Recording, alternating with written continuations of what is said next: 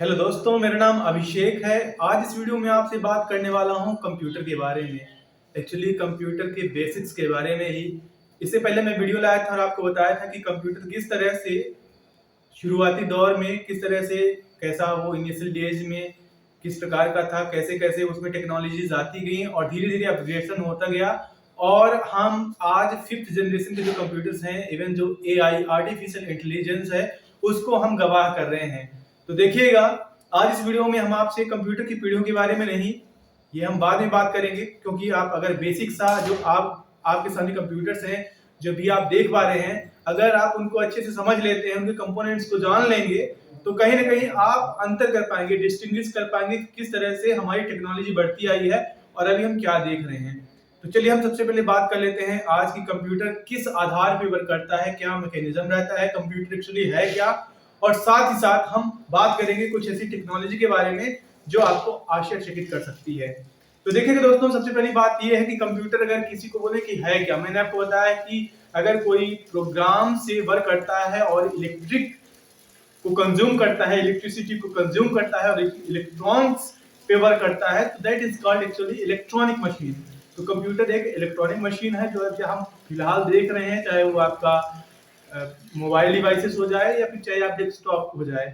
Mainly अभी हम desktop की बात करेंगे, क्योंकि जो आपका एग्जाम में रहेगा तो मेनली डेस्कटॉप से रिगार्डिंग ही ज्यादातर क्वेश्चंस आने वाले हैं। देखिएगा, है क्या, कंप्यूटर एक इलेक्ट्रॉनिक डिवाइस है जो कि इनपुट डेटा यूजर से लेती है, फिर प्रोसेस करती है और फिर आउटपुट प्रोवाइड करती है। इसका देखिएगा, ब्लॉक डायग्राम बनाने को कभी कभार आता है। अगर आप डीसी पीजीडीसी के छात्र हैं और आपने अगर कोर्स किया है तो आप इसे रिमेंबर करिएगा। अगर आपने नहीं किया है तो आप ये जरूर ध्यान दीजिएगा कि क्या ब्लॉक डायग्राम होता है कंप्यूटर का जो आप देखते हैं। सबसे पहले देखिएगा, है क्या, एक यहाँ पे ऐसा एक मॉनिटर रहता है, टेलीविजन जैसा, टीवी जैसा आप देख रहे हैं।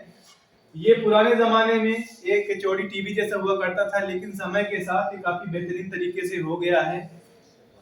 अब देखिएगा, ये मॉनिटर है, यहाँ पे आपको इमेजेस वगैरह या फिर जो आउटपुट होता है जिसे आप बोलते हैं, वो यहाँ पे प्राप्त होता है। जैसे कि आप वीडियो वगैरह देखते हैं, कोई आप यहाँ पे कोई गेम खेल रहे होते हैं, वो सारा का सारा यहाँ पे दिखता है।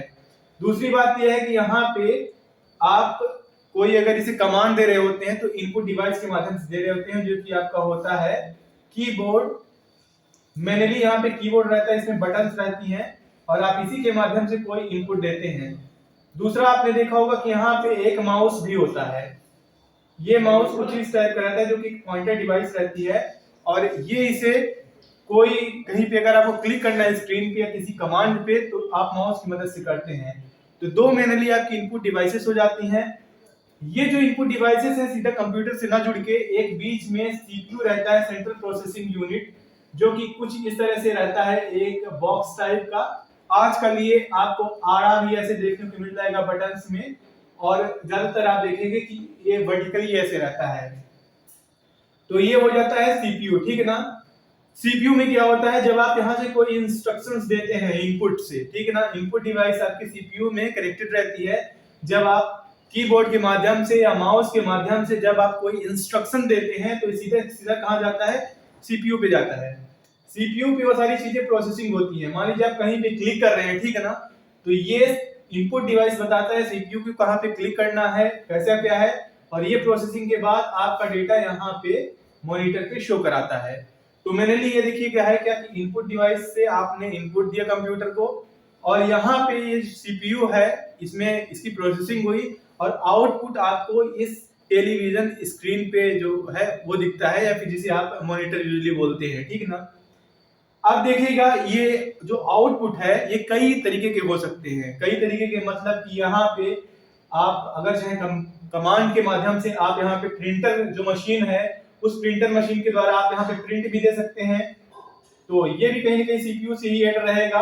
और जैसे आप यहाँ पे प्रिंट देंगे तो यहाँ पे आपके पास जो हार्ड कॉपी है, हार्ड कॉपी आपके पास आ जाएगा।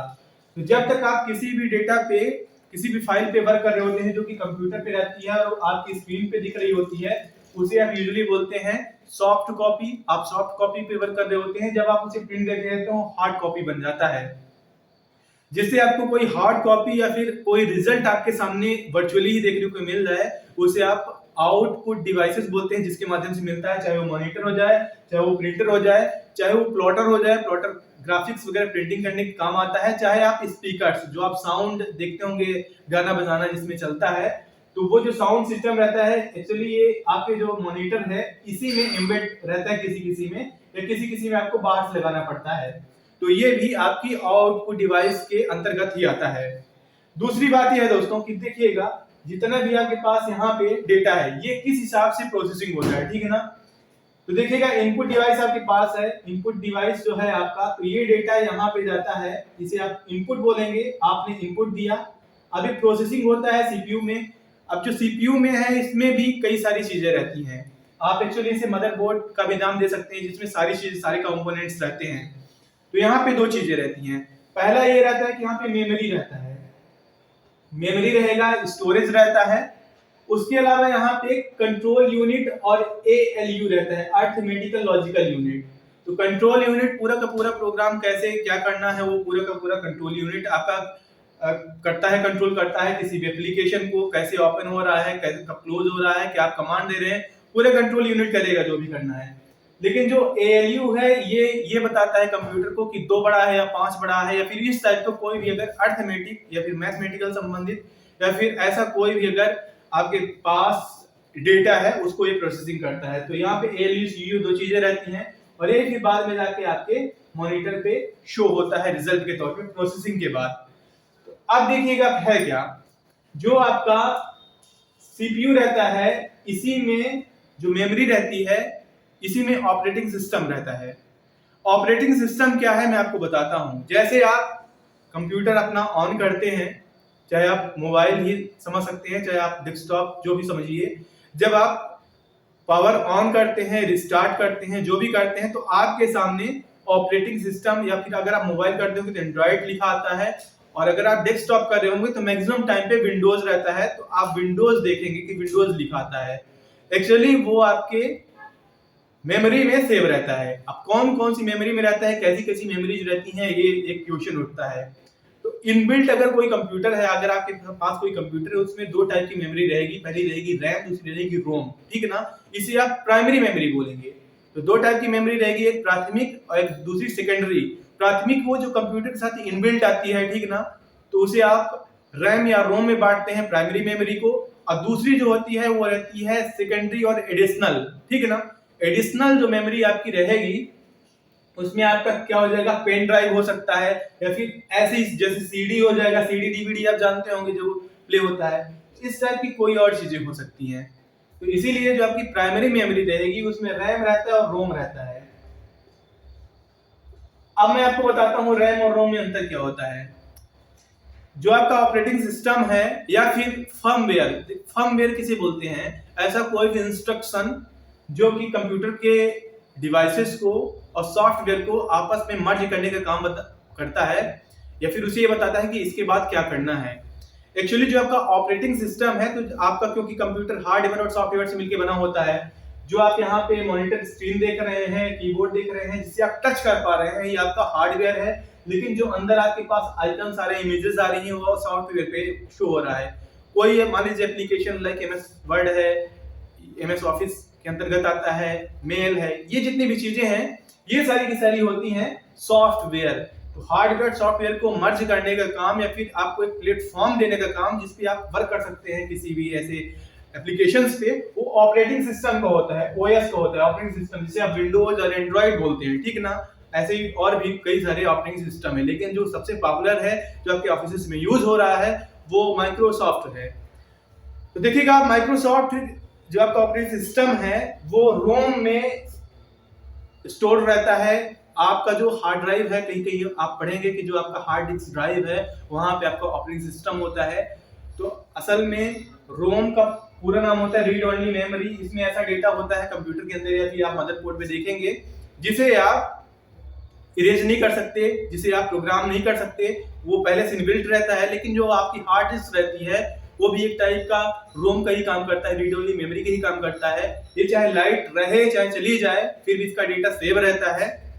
और जो आपका हार्ड डिस्क ड्राइव है उसे आप इरेज कर सकते हैं और साथ ही साथ आप प्रोग्राम भी कर सकते हैं। तो इसीलिए ईपी रोम टाइप का वो रोम होता है। तो कभी कभार अगर आपसे एग्जाम में क्वेश्चन आ जाए कि जो आपका ऑपरेटिंग सिस्टम है कहाँ होता है, तो आप रोम कर सकते हैं, रोम उसका सही हो जाएगा, और अगर हार्ड डिस्क है तो वो भी सही हो जाएगा।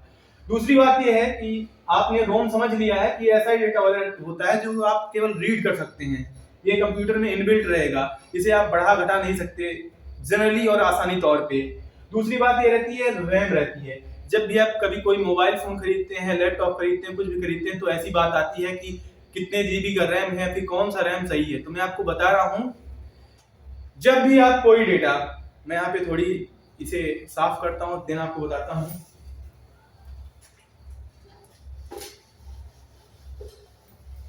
देखिएगा दोस्तों, आपके पास यहाँ पे एक कंप्यूटर है,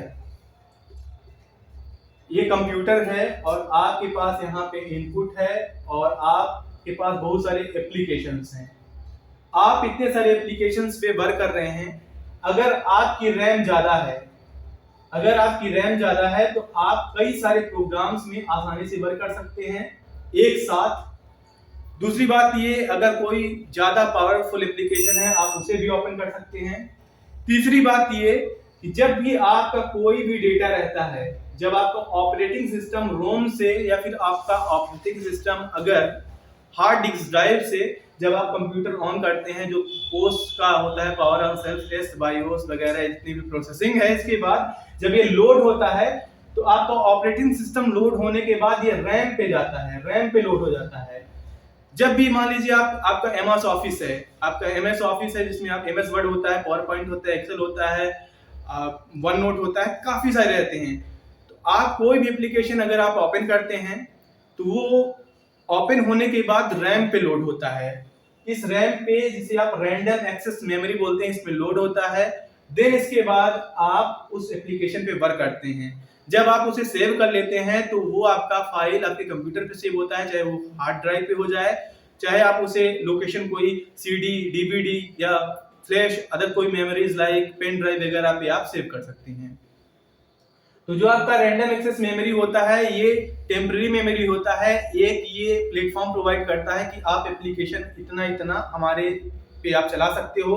आप कई बार देखे होंगे कि अगर किसी का कम रैम है, XYZ मान लीजिए कोई 1 GB का मोबाइल है और आप कुछ एप्लीकेशंस चला रहे हैं, मान लीजिए कि आप एक एप्लीकेशन चला रहे हैं जो कि 800 MB लगभग उसका साइज है, और प्रोसेस करने के बाद अगर इसकी लिमिट इससे कभी ज्यादा होती है तो आपकी मोबाइल हैंग करने लगेगी।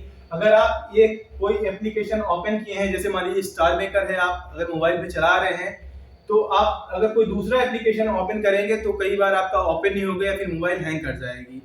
तो इसीलिए जो आपका रैम होता है उसका मेन काम यही होता है कि जो भी आप, चाहे आप ऑपरेटिंग सिस्टम लोड करने की बात करें, चाहे आप अदर एप्लीकेशंस पे वर्क करने की बात करें, वो सारा का सारा रैम पे आने के बाद फिर वो वर्क करने लगता है।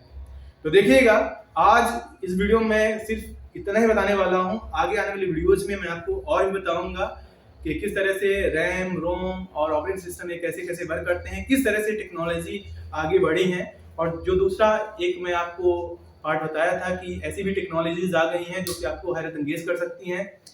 अगर आप इन्हीं कंप्यूटर के अगली जनरेशन, जो 5वां जनरेशन जिसकी बात की जा रही है, जिसको हम विटनेस कर रहे हैं, तो उसमें ऑगमेंटेड रियलिटी है और वर्चुअल रियलिटी है। ये कुछ ऐसे कॉन्सेप्ट हैं कि आप यकीन नहीं करेंगे कि जैसे मान लीजिए आपका वर्चुअल रियलिटी है तो आपके सामने कंप्यूटर की ऐसी टेक्नोलॉजी रहेगी कि आप सामने वाली ऑब्जेक्ट को रियल वर्ल्ड में महसूस कर पाएंगे। ऑगमेंटेड रियलिटी का मतलब ये है कि जैसे मान लीजिए आप मेरे साथ जुड़े हैं, वीडियो कॉन्फ्रेंसिंग कर रहे हैं, मैं भी आपको कैमरे पे दिख रहा हूँ। जो ऑगमेंटेड रियलिटी का जो कॉन्सेप्ट रहेगा तो वो ऐसा रहेगा कि आपके सामने जैसे मैं लाइव हूँ और आपको मैं यहाँ पे टीच कर रहा हूँ, आप मुझे अपने सामने देख पाएंगे, बशर्ते आप मुझे छू नहीं पाएंगे लेकिन आप महसूस कर पाएंगे। तो ऐसी डिवाइसेस भी आने लगी हैं। तो इन सब के बारे में हम बात करेंगे। और जाते जाते ये कि ये सारी चीजें समझने के बाद जो आपका सिलेबस रहेगा तो आप बड़ी आसानी से उन क्वेश्चंस को सॉल्व कर लेंगे जो आपके सामने आने वाले हैं।